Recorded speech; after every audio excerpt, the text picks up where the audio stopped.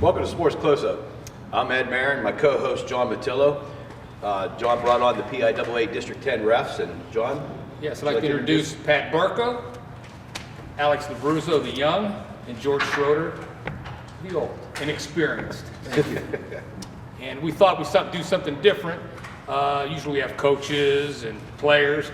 We wanted to get a different perspective coming from the guys who call the games.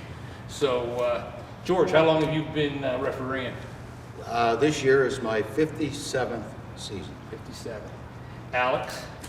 Well, this is nowhere near him, but this is my 4th year. 33. 33 years. So between Pat and George, that's 90, and Alex is 4, that's 94.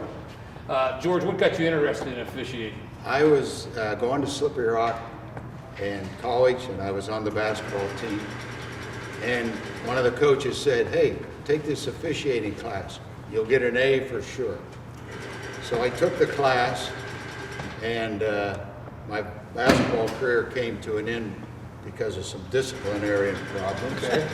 And I started officiating as a junior in college, and that's how it got started. Can you recall, was it JV games or grade Junior school? high and JV.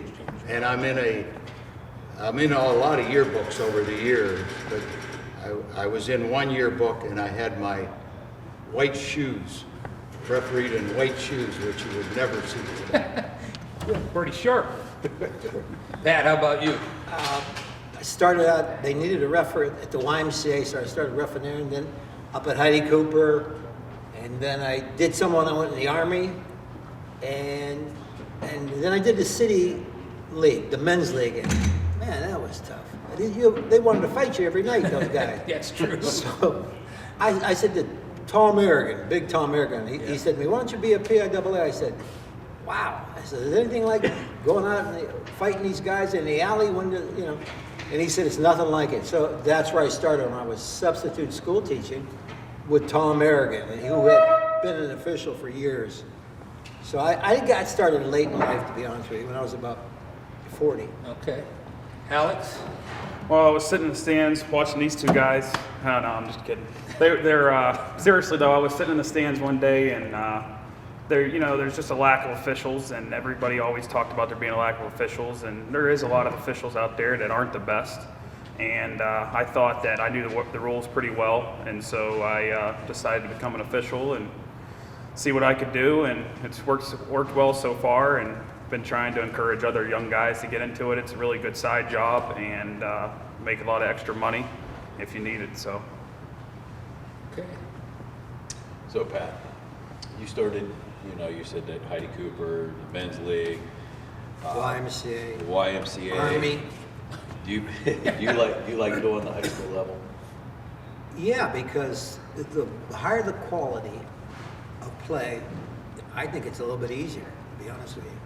Sometimes the kids are a little tougher because there's so many violations, you know what I mean? And it's, they keep your interest because it's instant complaining if you make a mistake on the varsity level. I mean, it's like you're under a microscope. So, you learn as you go along also. You're trying to say that you didn't enjoy like refereeing down at Seton when I was coaching? I like that. Yeah. I like that. I'm putting you on the spot today. Yeah. Well, those games were hard to do because the kids aren't as skilled.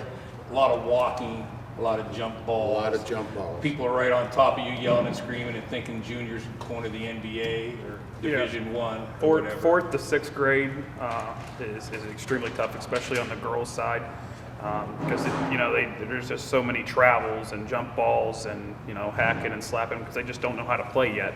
So it's extremely difficult to ref that age. Much rather ref a varsity game than that level. Have you had a lot of experience with varsity games? Yeah, this is my 2nd year doing varsity games. I had a pretty full schedule this year, and it's easier to officiate, and I feel like you learn more at the higher level. Because like we were talking about here at the 4th, 5th, 6th grade, it's more of teachers than referees. We're blowing our whistle every time to call a travel, call a double dribble, and it just eventually slows the game down. The games are longer. The varsity games, guys, girls, they play the game out. Usually, there's not too physical, and we get out of there, and everybody's happy most of the time. You ever done college games? I officiated college for 15 years, and I got my watch. If you referee college, you get a watch after 15 years. In my last year, I got assigned Lock Haven on a Wednesday night.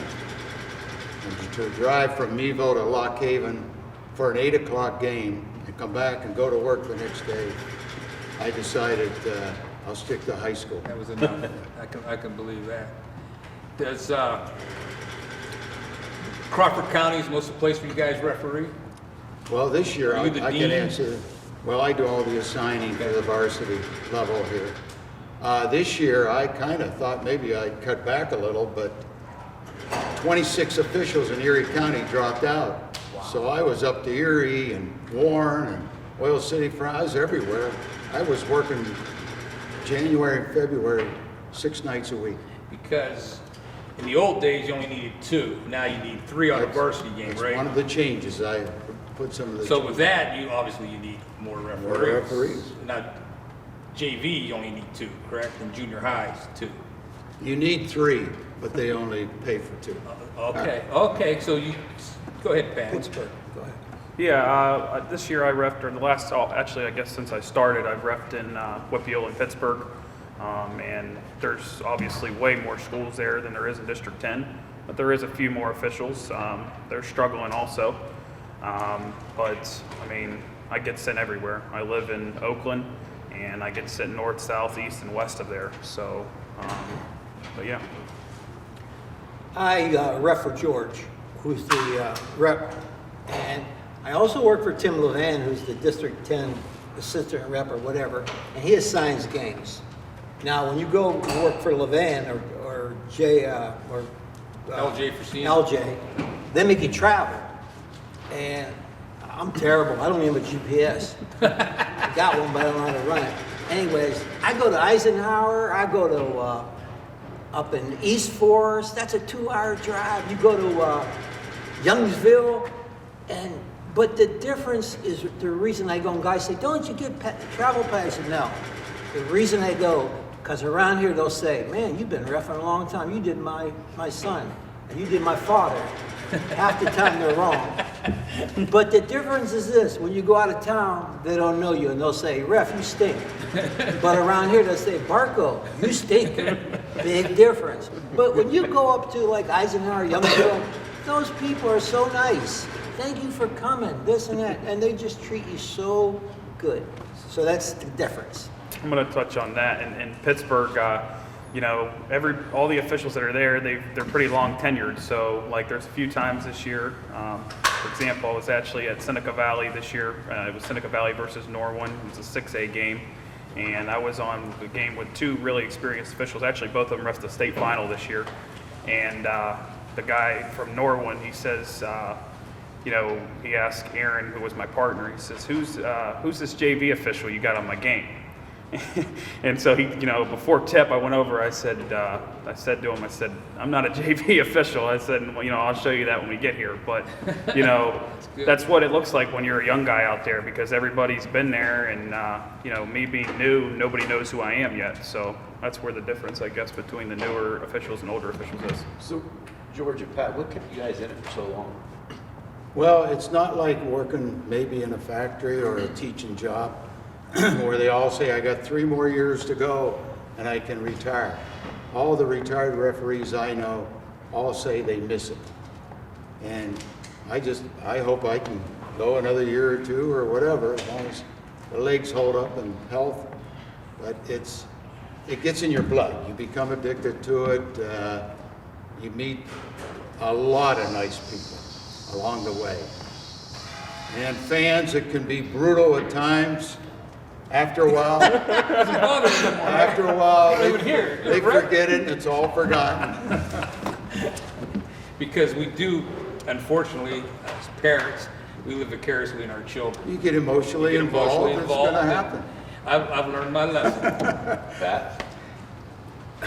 I was down my last dollar. I went through a divorce, and one day the a knock on the door, and I opened the door, there was no one there, and I looked down, there was a stroller with 2 little girls in it, Angela and Kristen. They were both crying, they were hungry, and they needed their diapers changed. So I had to adjust. I said, gee, I'm not gonna make it, you know what I mean?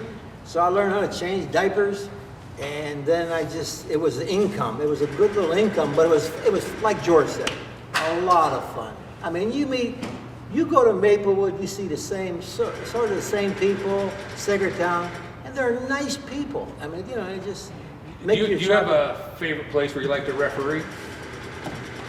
I have 3 gyms that have always been my favorite. Gannon, Meadville, and Farrell. They've always been my... Those, and what you said, those are probably 3 of the best facilities, places to play in District 10. Gannon and Farrell are old. Yeah, but they got nostalgia and they've got they're- tradition and all those good things. Yes. Yeah, I mean, again, I'm newer, so, and most of the places I've reffed in are Whitfield, but I actually have reffed a little bit in District 10, and might be a little biased, but I reffed a couple games at Meadville, and that was obviously the most fun. This just really lives up to its name of the House of Thrills. My 2 favorite places are Cambridge Springs and Conneaut, the Conneaut. yeah, Cash. Conneaut. Those, and it used to be Valley. That was my favorite place because the Valley guys were hard-nosed guys, but they were as friendly as could be. You made a mistake and they didn't say too much. You make a mistake at some schools, you know, they don't forget it. So where was the first place that you actually reffed that like really the fans got on you? Oh, I was at Conneautville, and I was a young official in my 3rd year. And I went to the game, and after the game, the athletic director was all over me. The coach it was a big game, who was going to go to the playoffs. Somebody threw a newspaper, rolled up newspaper at me, and I said, wow, this is terrible. And I went home and I said, that's it, I'm bagging this. I said, I used to score touchdowns, everybody was cheering for me, now they're booing me. I'm not used to this. So I said to this ex of mine, I said, this is my last game. And she said, you know where you're at? I said, someplace called Calvary Baptist. So I said, as soon as this game's over, I'm packing it in. So I went to Calvary Baptist and they said, hey, we want to thank the players from coming in. We want to thank the parents, but especially we want to thank the referees. I'm like, what? And I said, amen. And they were as nice as pie. You might have made a mistake there, Pat. Okay, no problem. But they were just nice, and I ended up staying 33 more years, 32 more years, whatever. Alex, you? What was the question again? I'm sorry. Man, Place that the fans were the worst on you. Honestly, I don't really I have a place where the fans were awful. I would just say strictly AAU events. Fans are atrocious. Like for example, this last weekend, I actually threw out 2 parents and had one parent. Wasn't me, Jordan. Having one parent call MF me and calling me all kinds of names, come outside, all kinds of things. It seems to be worse nowadays than what it used to be, though, with the parents. Yeah, it gets worse each year. I mean, I've only been doing it for 4 years, but every year it gets worse because everybody thinks their daughter is Breonna Stewart and everybody thinks that their son is LeBron James. So that's how they expect their kids to be treated. And, that's not how us officials, operate. We go out there and try to call the best game we can, don't matter who's on the court. There's no bias. No, not at all. I've never once had where I'm like, oh, let me get this guy. Let me ask you this question. During a game, if you got a kid that's acting like a punk, doesn't hand you the ball, or complains about every call, then you have another kid who, a gentleman on the court, doesn't argue, doesn't anything like that. Has ever come across, and maybe that kid might get a close call, might go his way. Well, not really, but the bad kid, you kind of need to talk to him when no one's around. Say, hey, you need to calm down. But if he doesn't, you have to take disciplinary action. My kids, when they played, as bad as I was in the stands at times, my kids, I always told them, when they're in the games, be gentlemen and ladies. Your Hand the kids ball were to the excellent. official. Don't ever say anything to them because they're not going to change your call, but there may be something close. You might Later get the on, benefit of it the goes doubt. into memory plan. Yeah. Getting back to that question about hard games, I've always said if you can referee the Crawford County games, when it was Cambridge against Sagertown, Cockerton against Lyonsville, you can referee anywhere. Because those fans They were there to win, and they were right on time. Yeah, I guess rivalry games is really what he's saying. So that's the same thing up in Pittsburgh, you know, when big time teams are playing against each other, you know, the kids hate each other, the parents hate each other, the parents are fighting in the stands, the coaches don't like each other. So it's down to us 3 officials to take control of the game, and hopefully we get out of there without Because you punches being thrown. have the power in the gym, correct? The officials? Well, we have the power, but you need a game manager. It's not our job to throw a fan out of the gym. We go over to the game manager and say, he's gone. Okay. But sometimes they don't have game managers. A friend of mine's LJ Fracina, and he was telling me that his dad was the head referee, Joe, right? He did it I for refereed years. with him, and He told me his dad says, we're going to the big time tonight. And LJ said, well, where's that? We're going down to Meadville. We're going to do the slam and dunks. Jump ball. They did the alley-oop play. Michael Burnett dunked, and LJ was standing under the hoop watching, and his dad says, you're not ready for the prime time. Because those kids played above the rim. Like, you'll find that in high school basketball, too. A lot of the better teams, probably a lot of easier to referee. So, the players are bigger today. yeah, and stronger and For faster, example, right? Cambridge Springs had 3 kids that played above the rim this year. They seem to be bigger. And the Yeah. girls, too. It's tough for us 3 guys because we're all really short. So, you know, sometimes whenever there's a big matchup, it's about positioning for us, you know, to get into position to see the play, because when these guys are above the rim, it's hard to see everything because there's so many bodies, you know. Do you see walking's a tough call to make? You miss a lot of walking? Toughest for me. Because me and Ed and myself, we did the Maplewood Cambridge Springs girls, and I said, George, you missed that one. Walking, and I said, we said that a couple times. I said, but they did. I did More give than you a guys couple, more than a couple. No, 15. come No, on, I'm man. just kidding, George. we gave you the kudos that day, but walking seems to be a call. Walking, in my opinion, now this is just my opinion, it's got to stick out like a sore thumb. Because a walk down here in Crawford County might not be a walk up at Erie Royals or something like that. It's like palming the ball. Palming the ball, it's got to be, the player has to gain an advantage. When you're saying that, a player has to adjust to officials too, don't The they? whole team has to, yes. Just to the, some officials are going to call it tight. Other officials, you think it's a, Bill Hager used to call us, well, my old partner Mark Wright, the bruise brothers, because it got rough. And if a coach is complaining constantly in your ear, that got to drive you crazy. Not really. You know who they are. I mean, you get used to it. I'm sure these 2 guys, it goes in one ear out the other. And now if they say something that's personal, or they question your honesty, then you take some action. Yeah. I'm actually going to say my first year I was technical happy. I gave out so many technical fouls. Anytime a coach said something to me, I'd be like, hey, coach, that's enough. And the next time he'd say something, I'm here. Boom. And you know what? It just comes with having thick skin. So now, like, for example, this past varsity season, I had 1 technical foul the entire year on a coach.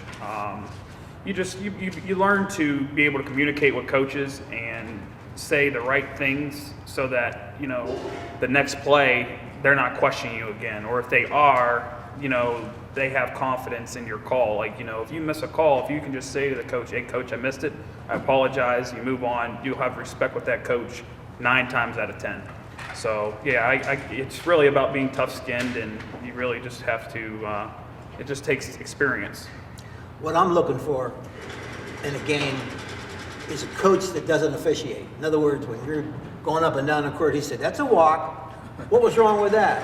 Why did you do that? Hey, that's another one. That's a travel. That's this, that's that. Then you say, hey, coach, quit officiating. You know, what you notice about coaches and what the ideal coach is for me to ref is a guy that doesn't take it personally. I always think of the Scott coach from Segertown. What a nice guy. And Steve Scott. And he would get mad, you know, flip out. But then about 2 minutes later, we'd be laughing. I said, what about that call? And he'd say, we just laugh. And he didn't take it personally, and that's what you want. Now, when you see a lot of kids complaining, usually it's an extension of the coach. The coach is complaining, so the kids are complaining. But basically, kids are pretty good. You know what I mean? And most coaches, they want you to call them both And I would ways. think a coach who doesn't complain a lot, somebody, when he does have a question, you might listen a little bit. You better. listen. 100%. I heard that like Norm Price was respected in that respect. He didn't yell and scream. Norm said very little. Norm Sundstrom said very little. Mark McElhaney, he Mark doesn't say McElhaney, much. but when they say something, They mean you it. know, maybe you missed it. Yeah. You got to realize you're going to miss some calls in the game. So and the fans, if they're really booing, maybe they saw something that you didn't see, or their See, angle. a lot of fans, man, they just, I don't know, I think they get on you too much. You know, just sitting back, just watching last year, the year before, just listening to these fans. I seen a lot of people being kicked out at Meadville too, and it's like, Well, they probably deserve it. I think they let their emotions get into it a lot more than the players. They take it harder than the players do. Yeah, I really agree with what George said about coaches. You know, when a coach doesn't say much to you, I almost every time they are correct. You know, because they don't say much. So they, you know, the little 50-50 things, they're not questioning because it's a 50-50 call. And whereas whenever they're saying something to you, they're 80% right. You know. Because they know the game. Yeah, and I truly respect that whenever we have a coach like that. What I like about some of the fans I've noticed over the years, the wives don't sit with their husbands. That's me. Oh, that was you. I'm sorry. Because the husband is so embarrassing. No, I thought it was the other way around. Anita won't watch, so I'll be all right. You know, I only played 1 year organized basketball, and I always feel like when I'm out there, I'm learning, and I listen to these guys complain, the big time coaches. I think, like George and Alex said, that they kind of know what they're talking about, as long as they don't get crazy. You know what I mean? And Look at Bill Hager's track record. You're going to respect him when he's on the bench. I imagine he Complete probably was, gentleman. yeah, as I was going to say, complete gentleman. I've seen him in action, and he probably gets a few calls that way. Maybe, right? Well, Not intentionally. no, but I think there's a young official might not give him a call. An older veteran may give him a call. I'm not saying all younger officials, if you complain all night long, you're going to get a call. I like to think I'm just the opposite. You complain all night, You're not going to get anything. you're not going to get much. Right. It's human nature. Yeah. You know. Now you guys do other sports too, correct? What other sports do you do? softball, girls high school softball. How long you been doing that one? Not as long, 19 years. I did the men's league over there for 10, and then I remember that. yeah, I got into the PIAA, and it was like night and day. Those girls don't say 2 words, and they're nice, but every play in high school softball is bang, bang, real quick. Small field, they're good fielders, their pitching's getting better, it's a lot of fun. That's all I can say about softball. I don't like the cold weather. That's one thing I don't like. I do soccer. I've been doing it for 3 years. Also up in Pittsburgh. I actually, when I got into it, I just wanted to do another sport, and I've actually found a real love for soccer now. I really know the game. There's only probably 6 or 7 whistles that you really have to have in a game, and if you can get 5 of those correct, then you're going to be a great official. I actually reffed the Whitfield final this year in Class 3A, and that was also really fun. And to be only 3rd year and reffing a final in Pittsburgh was pretty awesome. And I guess I just would say soccer is extremely easy to officiate and extremely easy to learn. There's nobody on top of you yelling and screaming. No, and there is, but it's nothing like basketball. Nothing like basketball. Way easier to officiate. The fans are way less chirpy, and it's fun. It's the perfect time of year. You go out in the fall. It's usually beautiful weather, right, perfect temperature, and you just run up and down a field. Yeah, I also officiate high school and college volleyball, have for years, and I do all the assigning. And you might not agree with me, but volleyball is harder to officiate than basketball, in my opinion. I can see it. Because you got to call every time a girl or a guy handles the ball, you have to concentrate and make a decision. Basketball is so much more fun because you get to run up and down the court. It kind of keeps you in shape. It's something to do in the winter. How many people are on a volleyball, referees on a volleyball match? 2. There's a R1, the guy on the ladder, Okay. or the gal, and the person down below. Okay. Okay. And you do tournaments, like this weekend I was at Ncaa, and it's volleyball in this area, Very competitive. girls volleyball and guys too, very competitive. I think we've had 6 pro volleyball players. Is it true that you blocked Wilt Chamberlain?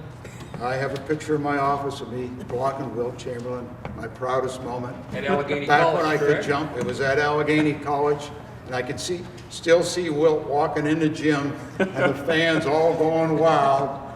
And he came in with 2 or 3 Olympic players, and we beat him one game. Yeah. I was there. Oh, okay. Good. I can remember. You witnessed that. it. I was a kid at the time, but Wilt was my favorite basketball player. I think he gave his headband out to somebody in the stands and stuff.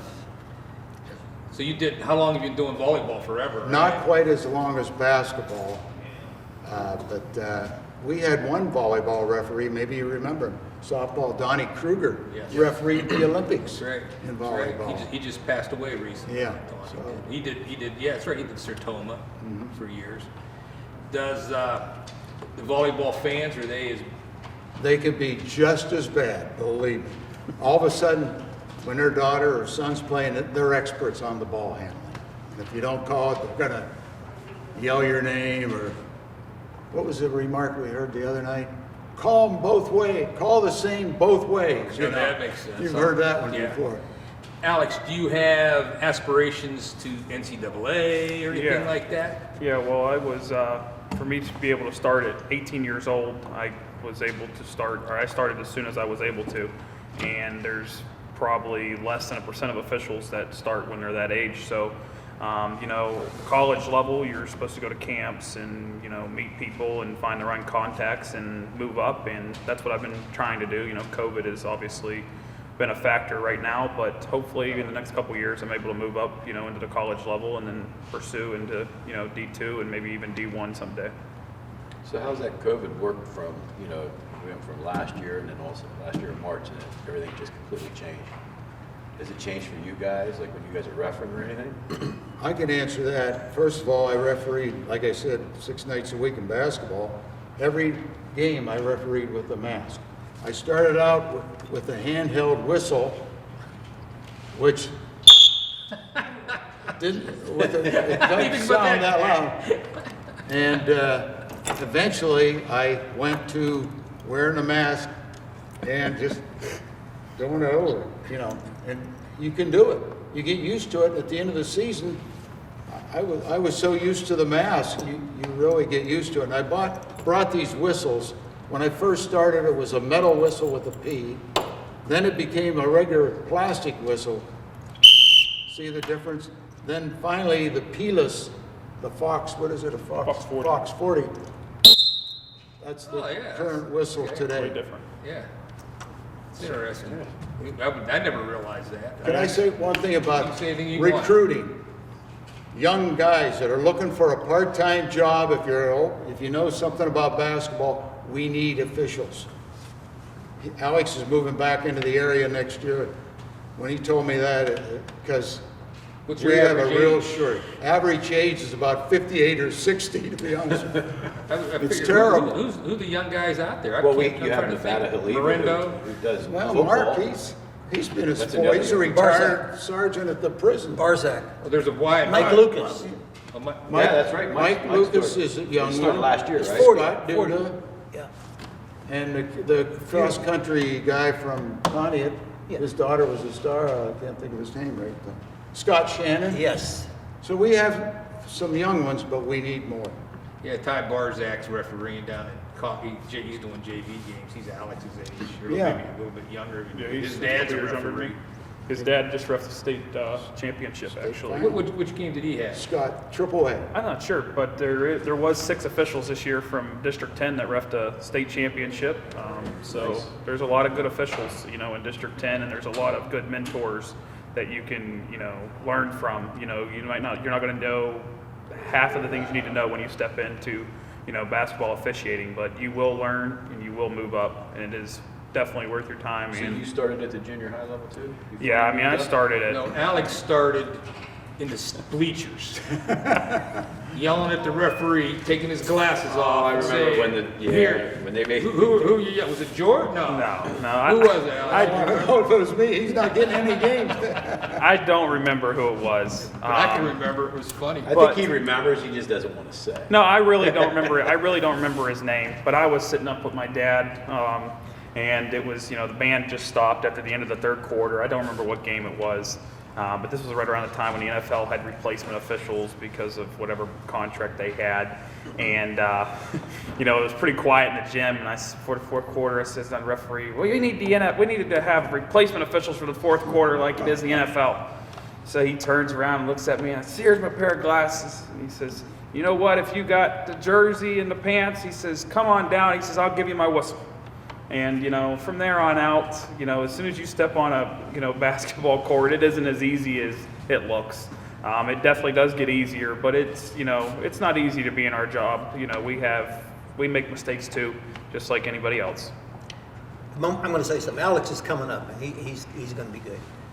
And, one thing George and I hear all the time, as well as a few officials have been officiating longer, boy, you've been doing this for a long time. But look at George. George is in excellent shape, and so am I. I spent my whole life in a gym, and no one says anything about that. But you see these officials at some of these schools I go to, they're all carrying 40, 60 pounds extra, Like 2 and Ks. I'm shocked. But no one comes up and says, "You know what? You've been doing this for a few years, but you seem like you're in shape." You know what I mean? They don't say that. They'll just say, "How long? Wow, you've been here for a long time, and can you still see me?" I mean, you hear stories all the time. My favorite story is when they said, "I remember you threw me out one time, and I remember this." And I said, I got a good memory. I never threw anybody out of a gym, but I certainly gave the riot act to a lot of them. But I've never thrown anybody out of a gym. If you do, you have problems. As an example, watch what you say or you're leaving. And his friend beside him will say, "Why should he watch what he's saying? You're the one that's terrible. You know what you're doing." Now you got 2 or 3 guys. And there have been officials that have thrown out sections. You know what I mean? And you're asking for problems. So I don't think I've ever thrown anybody out, but I certainly did read the riot act to a lot of them. Yeah, I've actually been in a gym in an AAU game. I won't name the official because he might get mad, but we were there and he gave out a technical. We were in an AAU game. He gave a technical to the coach. Then he gave a technical to the player. He gave a technical to the guy that was running the clock for that team. Wow. Ooh. And then he double-teched the player. He threw a fan out. This is all before we even inbounded the ball again, right? Oh. And then, as we're shooting the 8 free throws for the 4 technical fouls, somebody in the fan says something. He's, "One more word and I'm clearing out the stands." So we finish the free throws. He goes over to inbound the ball, and I don't know what the fan said to him, and he turned around, blew his whistle. He said, "Everybody's out of here." And so the assistant coach, he says, "Well, we're just not going to play." And he says, "Sounds good to me." But what ended up happening is all the fans ended up leaving, and we ended up finishing the game. And he came over to me and he said, "Well, that's what happens when fans are out of order." I said, "Okay, sir." But yeah, that actually happened 2 You years didn't think ago. it was that bad, though, did you? No, I didn't. I didn't think it was that bad. I mean, he's just one of them guys, everybody's different personality-wise, and after so much crap or, his trigger level was, just quicker than, like mine is or Pat or George's might be. Well, you got to remember, too, the kids, the coaches, they're out there to win. It's important. You're not out there to... I got a quick temper, but it cools down real quick, Yes. But I like the warning. They have a thing now that instead of giving a T, which is kind of, tough on the coaches, you can give them a warning. That really eliminates a lot Yeah, of because problems. once they get a T, they have to sit on the bench. Correct. Right? Supposed They can't to. get Supposed to. My favorite story is Vic Carr. Everybody knows Vic Carr, Oh, yeah. big tough guy from Coneyville. And a kid was riding another guy on the sidelines, going down there. The kid was dribbling the ball, and the other defensive player was right on him. And you could hear his dad up there and saying, "When you gonna call it?" And he kept continuing the whole way down the court. Vic said, "You're out of here." And the guy says, "Why?" He made the right call. He said, "And take him with you." I said, "Vic, take it easy, Vic." He said, "Shut up or I'll throw you out." It'll make you laugh. You think about those things later on, but officials are like normal people. We'd get hot quick, and sometimes, like George, he can take a lot. I got to throw Mike Fiorello under. Every time we did a game or something, Oh. he would get on you guys. Did you guys like it when he did that, or did I don't do Meadville games. George might do. I'll tell you the greatest story about Mike Fiorello. I was doing the Meadville game, and I was late getting there, and there was nowhere to park my car. But it said principal or assistant principal. I found out it was Mike Fiorello. So I pulled my car in there and ran into the Meadville gym. Well, Mike Fiorello comes around because he's late coming to the game, bangs into my car. Cost him his $500 deductible.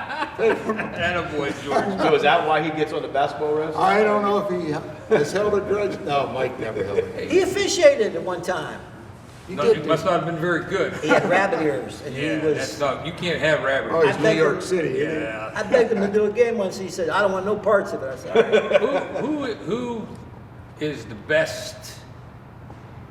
Who do you think is one of the best players in Crawford County you ever refereed? Well, the Houghton from Lyonsville, of course, Donnie and Michael Burnett of Meadville, Chris Buchanan, Well, you ref when Chris played. Well, What year did you graduate from me? 61? 62. 62, and he was playing, what, 64, 65, Well, maybe I didn't 65, referee him. 66, 67.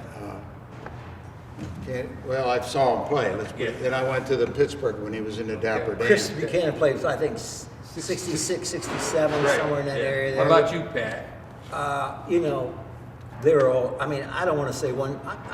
I was the most proud of Biff Kress of anybody. I mean, the Burnetts were outstanding. So you could go back, and I used to hear stories when I was a kid about the Eubankses and how good they were. And Biff Kress, I went up and they did a playoff game up at Edinburgh when I was going to college up there, and he upset this team. Laurel I don't know who they were. Who they were? Laurel Highlands. Yeah, Biff had a big game, and I was so proud of him. And he was a hard-nosed, good player. But there's so many, it's not fair to say who's good and who's not good. Alex, how about you? I don't really have anybody just yet. I mean, I've refed a lot of good players, especially up in Pittsburgh. Not that there's better players there, there's just more players, so there's more to choose from, and I see so many different schools.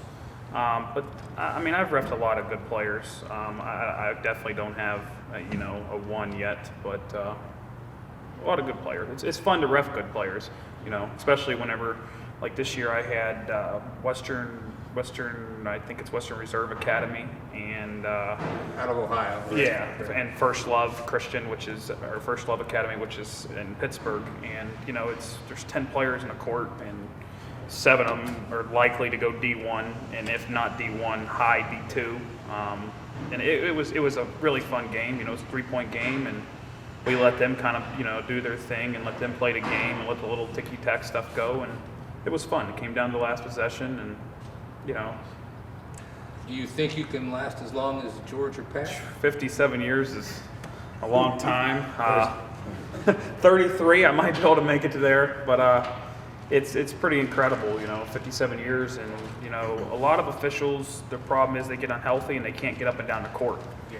And George can still get up and down the court. He might miss more calls than he used to. I'm not saying you do, but he might miss more calls than he used to, but he still gets up and down the court. If you can get up and down the court and call some things, you can stay out there. I think as a fan, when you see a lazy official or a lazy umpire, that's when, as a fan or as a coach, when I coach and I've managed baseball, when I see a guy that's not, because we're putting our time in, the kids are putting their time in, so the umpire or the official should be too. And that's when, as a coach, you get upset, I think. Yeah, You can spot that right away. Yeah, a lot of it is confidence. When you go into a gym or a soccer field or softball field or gym for volleyball, when an official makes a call and he looks confident, sounds confident, he or she that is, it makes a big difference. Because you want to be there. You're not just there to get your check, and you're not just I'm lazy. Everybody has their bad days, but for the most part, the 3 of us, when we go on to ref an event. That's because I coached at Seton. That was grade school basketball for many years, and I had Pat and George on the game. I was like, I got really good referees doing a grade school game, and it made for a better atmosphere and for a better game, because some of the places we went to play Wow. I'll have to say. I'll tell you, a ref, other than being in shape, he's got to be in shape. But you know, George hit on it years ago. They got to be. I mean, you got to be kind of smart a little bit. You got to be thinking. I mean, you're going to come down to situations where it's going to depend on the game. You know, now we say, let's get together and put 3 hits as one. But I got to tell you a story that happened this year. And, you know, I'm working with George in a junior high game, and it's at the end of the game, it's a little 7th grade game, and it's nothing. You know what I mean? You know, you don't take it serious. But we have a one-on-one. George is under, and I'm out there. And the kid misses the first shot. And there's only like 3 seconds to go, and no one moves. So I blow my whistle, and George never blew his whistle. And then I found out, like, hey, I shouldn't have blown the whistle. I'm thinking, what am I thinking? But George was right on it, you know what I mean? He was thinking. And that's what sometimes, you know, I lack, that, like, preparing for what could happen. Do you ever see yourselves getting caught up in the game? Oh, yeah. Sometimes you become a spectator and you forget you're officiating. You have to keep talking to yourself.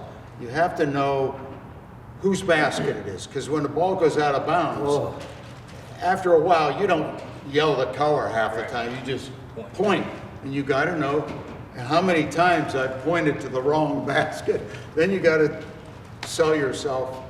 But I do want to say one thing Pat brought in about a tough guy. Well, this year I worked with him. We have another tough guy. Morendo? Oh, yeah. Mark Morendo? No, Ralph, Mark Morendo. Yeah, Mark, Ralph's. He gave, I went to one game, my son's an 8th grade coach, he teased up my kid. Well, I introduced him. here's Come on, the- Mark. here's the He's thing, been I'm a good working- kid all year. I'm working this game with Mark and another guy. And Mark's a tough guy. He was a sergeant at the prison, yeah. law, ex-Marine, all Yeah, this stuff. good guy. Some guy's on him, and there's not a big crowd, hardly anybody there, and he's on him. Mark goes over, yells up, "If you want to be eating ice cream for a month, you better shut up." I thought that was one of the classics. Yeah, that's good. You know, one thing I've really learned, and I learned in softball first, men's league. You make a call at suspect, and you got 7 guys around you, you know what I mean? And they're all on, you hear that? And I look around and see the other official, the other umpire, he's like 20 yards away. And I'm thinking, I played sports all my life, where's my help? So what I try to do is if somebody's really pounding an official, I'll come in and say, hey, that's what he saw. I'm not saying he's right or wrong. That's what he saw. Let him go. Let's get it going, you know? But that's what umpires and referees need more, a little bit of teamwork, instead of saying like, wow, they're pounding him. This looks good for me, you know. And Eventually, you've got to be a team. a coach will learn too. From my own personal experience, Bill Dithridge said to me once, "How come you don't argue with me anymore?" I said, "Because you always win. You've never changed a call. So I might as well keep my big mouth shut and see what happens." You have to have in your memory bank what you're going to say to the coaches. Yeah, I've heard it all. So you have to know when to say, "Coach, from my angle, it was this. It was in front of the other official. I'm not supposed to be looking in that area." You have to have an answer for all their, because you're never going to win with a coach. I mean, you got really have thick skin. I mean, you got the players, the coaches, the parents. We said that. Especially the moms. The game that we did with Maplewood girls and Hockerton girls, we said you guys did an excellent job. That was a tough game. The girls were playing hard. It was a a good game. close game. Yep. And you know you had to make some big calls that could decide the game, obviously. And you know I think everybody left there pretty. You know it was a fair. You couldn't complain about it. Yeah, well, touching on all these points, like whenever I lack focus is when there's a game that's 35 or 40 points, and you can't lose focus. You know, I start thinking about what I'm going to eat for dinner tonight, what do I got to do tomorrow, like in my head, you know, and then something big might happen. Even though it's a 40-point game, you don't want anybody to get hurt. So I think that's my actually biggest problem with officiating right now is just being able to stay focused in those 30 or 40-point games. Because those people still paid their money to see the game, and those kids are still playing hard, or they should be. And the coaches, if they're a good coach, are still coaching hard. Because believe me, I've been on the wrong end of those 40-point losses a lot of times and see.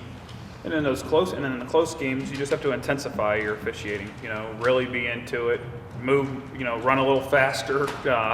get into the action a little bit quicker. That way, if you have a jump ball or something, that way there's not punches thrown or whatever the case may be. And just, you have to watch everything. You have to watch the clock, make sure the clock starts, watch, the kid's feet, make sure that out of bounds. Those last possessions, that's the stuff that goes on social media nowadays.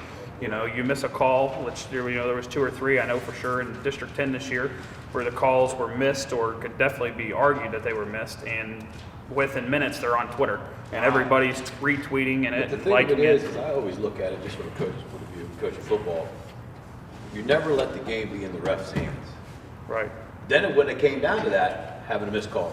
Because you guys are just human, just like the players are. How many times did the player make a mistake? Probably more than what you guys did in the game. Right. But then it comes back on you guys. Right. You'd be surprised. I mean, I did a game early in the year with Cambridge Springs girls and Sagertown girls. It was the worst. It was like a fight, and girls were laying all over the floor and this and that and fouling. And we had an official that had a daughter that was like, you better watch what you call on my daughter. And it was just terrible. And I went home and I was sick for 3 days. So don't this game come up on TV? It was a TV game. And I'm watching it, I'm saying to myself, wow, I look terrible. I needed a haircut.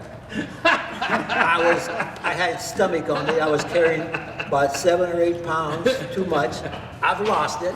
I got my hair cut, and it was just, I couldn't, and my mechanics were bad, but I saw it on TV and I just said, that's me. And I couldn't believe I did that. I just, I wasn't sharp.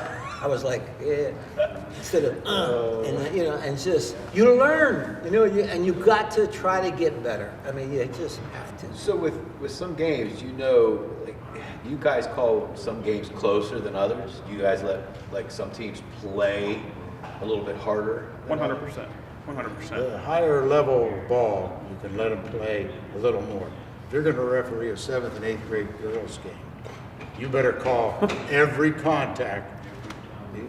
You almost have to. I let the first minute or 2 dictate the way I officiate the game. So if it's high school, usually I go in, I already know, this team's record, that team's record, who they beat, and You're doing some background. yeah, background. When it's the high varsity level, because we have that access, with the internet now, to be able to go on and check that stuff out. Now with a girls game, for example, 7th, 8th grade girl game, there's no way you're gonna know what this team's record is or this team unless they're the #1 team in the state. That's the only way you're gonna know what you're getting into. So I usually tell my fellow officials, hey, the first minute or 2, let's go out here and see how they're gonna play. Let's let them try to dictate the play. If there's just 1 or 2 hand checks, let's let it go. But if they're going to start, elbowing each other, pushing each other in the back on a shot, then we have to tighten it up and we have to call everything. And that really does happen, as he said, 7th, 8th grade girls. I would say between 6th and 8th grade girls is definitely the hardest level to officiate for me because there's just so much action. You have to adjust. If you got a girls' game and there's contact, and you don't call it, you're going to hear their mothers calling out real quick. And I learned something from Frank Smith. Frank was an All-American at Edinburgh and a great basketball player. And what we would do, and we were developing bad habits. As officials, when 2 girls would simultaneously touch the ball, we got to jump ball, just real quick, because inevitably what would happen is one girl would pull it, the other girl would pull it, and then one would let go and she'd fall down. Everything, oh my God, so you get to, you get trigger happy and you start calling jump ball. And Frank used to say, hey, Pat, give them 1 good pull. Will you let them have 1 good pull? And I said, yeah, he's right. Now, boys, you can let them struggle over a ball a little bit. Girls, you got to blow that whistle quick because one's going to let go and she's going to fall down. And everybody's going to say, oh, my daughter, look at her. And contrary to popular belief, the girls actually, when they're on the ground, are definitely quicker to throw a punch or to call each other a name than the guys are. Bite, somebody kick somebody. Wow. It's happened. That's for sure. George. 100%. Well, you're going to hear this game's getting out of control or somebody's going to get hurt out there. Yeah. Like it's our fault. Yeah. I always told my kids when they played, you get 4 fouls. No, Dad, you get 5. I says, no, you get 4. Because guess what? The 5th one, you're sitting beside your coach. So you really only get 4 fouls. Does it make sense? Yeah. So you can always be a gentleman or a lady when you're with the officials. You know what I'd like to expand upon? When you go up in our area, these fans aren't as tough. you start to head down by Sharon. Oh, boy. And you go to Newcastle or you go to Pittsburgh. I've seen some fans that I couldn't believe they were actually saying what they were saying. Hollering at the coach. We got gas money. Their own coach. We got gas money for you. And get that kid out of there. I mean, things that are, I just can't. They'll talk to officials like they were peasants. And just, but you could probably ask George. George's been in some tough situations. I've never had the experience that George have. Ask him about Farrell That's what I was gonna 20 ask. years ago. At Farrell, I can think of 2 incidences. During a timeout, the athletic director comes out to me. I'm standing at the foul line. You'll never be back. and the other time, in the locker room after Farrell loses a 1 or 2 point game, school board member comes in and says, "You're never going to work here again." Well, next year I'm back. You know. Tell them about the.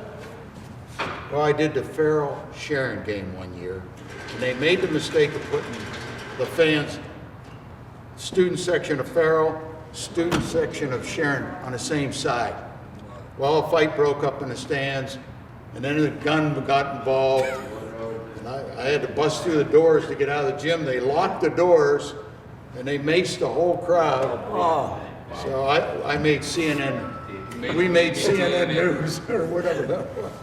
George used to tell me stories when I was first starting. I said, "What was the worst that ever?" He said that they locked him into a locker room one time. Did they? They wouldn't let you. I did Eddie McCluskey, a famed coach at Farrell.